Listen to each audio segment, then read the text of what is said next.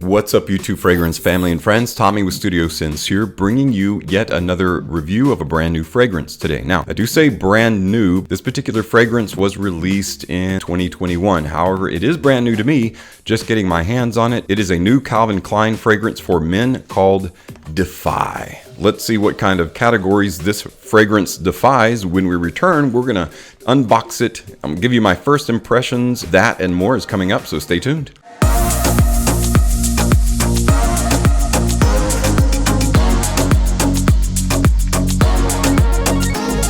Welcome back, everyone, and welcome to my unboxing and first impressions of Calvin Klein's Defy.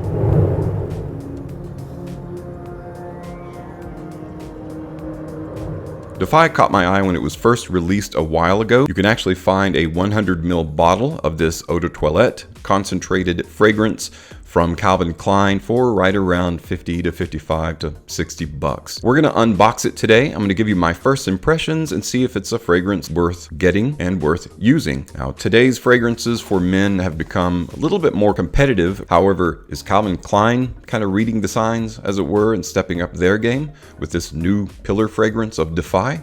Let's take a look first at the presentation of the fragrance. Okay, so the box itself is not really anything to write home about. It's kind of like a two-tone blue. You've got like a darker navy blue and then a little bit of lighter blue. The words are silver. You've got Calvin Klein Defy Eau de Toilette. It is a 3.3 fluid ounce or 100 ml bottle. One side of the box is just that two-tone blue. On the other side, it's a little bit of a texture there. On the back of the box, you've got the ingredients listing with the address, Calvin Klein Defy. On the very bottom of the box, you've got your batch code of 1074, your UPC, and your QR code, along with some stickers there. Very top of the box, it simply says Calvin Klein. You're gonna open that up, and there's your bottle. So it's a nice bottle, got a nice shape.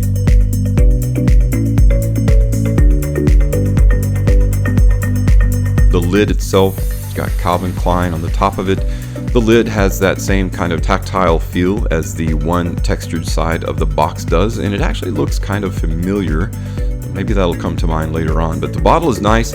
You've got a rounded corner on one side and a square corner on the other. So it's a cool design for a bottle. They took a square bottle and cut the corner off of either side, and it's kind of neat looking. So you've got representative square and round there. And that's pretty much it. The juice is a light blue.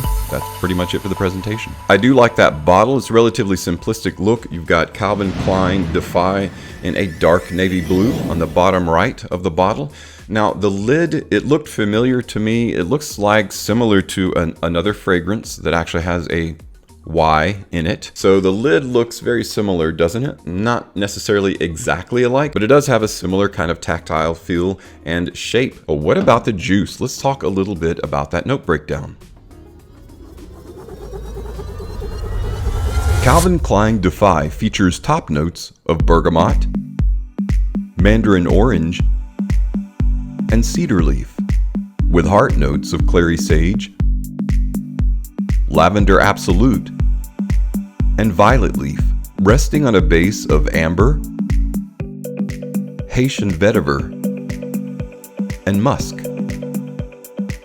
Something tells me, similar to Mont Blanc Legend Red, that simplicity and formula is what we're going to see a lot more of. We saw a lot of it in 2021, and I feel like 2022 is going to follow suit. So we've got bergamot orange in the opening, typical citrus fruity opening, but the added addition of a cedar note there, but cedar leaf. So adding a little bit of greenery to that citrus sweet. Clary sage, lavender, and violet are what we have in the heart. So we've got, of course, violet and lavender go hand in hand. They're a great duo found in many a men's fragrance. But the base is interesting. It feels to me like there's something missing. So we've got amber, right? We've got Haitian vetiver and a little bit of musk. So let's test out the juice. This particular fragrance had 3 perfumers work on it. There's Anne Filippo, Pascal Guarin, and Loc Dong. Okay, so the atomizer is just okay. It's awfully big, so you can't miss the atomizer. So that's kind of cool. But just it sprays out just like a brief spurt. So it's spicy, but it smells like a typical kind of quick grab. So there's nothing challenging or nothing negative about it in terms of the initial impressions that I'm getting. Initially, it does kind of remind me, oddly enough, maybe not surprisingly, of YSL Y. I'm gonna kind of do a quick test here, and interestingly, the atomizer is similar in size and color. So I sprayed on my left hand YSL Y, Defy on my right. So Y is so much more bright. I love the bergamot, the ginger and apple combination.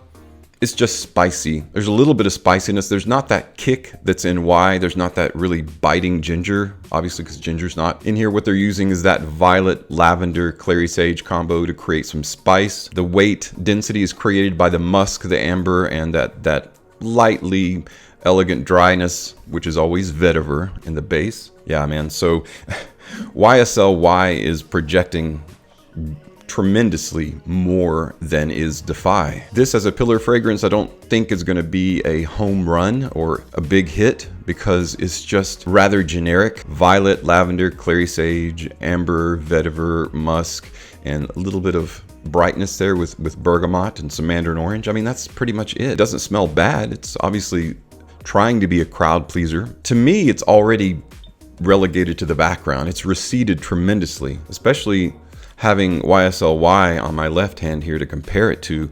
It is extremely light. That was my fear, was that Defy was more like surrender. It's going to be more like conformity. So it smells relatively generic. Again, not disliking Defy. I think it's got kind of a nice spicy opening there, but in the dry down it recedes to the background way too quickly and is relegated to, you know, again, those basic fragrances that are sitting on the shelf that may turn out to be decent shower gel, quick out of the shower fragrances when you're in a hurry and you don't have something nicer close at hand. Defy might find its place then. It went so quickly from being released as a retail valued fragrance to a discounted fragrance that I'm afraid people aren't gonna put a lot of value in Calvin Klein Defy, and rightly so, because it seems to be a rather watered down fragrance. Not a lot of life there, not a lot of punch, not a lot of projection. And while I can't really speak to that, that's probably going to result in pretty low longevity as well.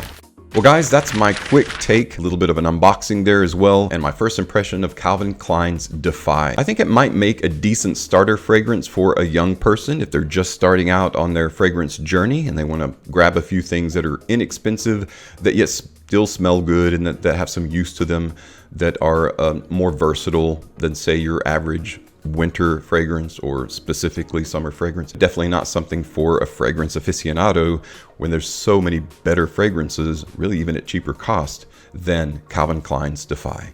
Thanks so much though for stopping by and checking out today's video. As always, thank you so much for your support on my channel. I'm Tommy with Studio Sense, and I'll see you tomorrow.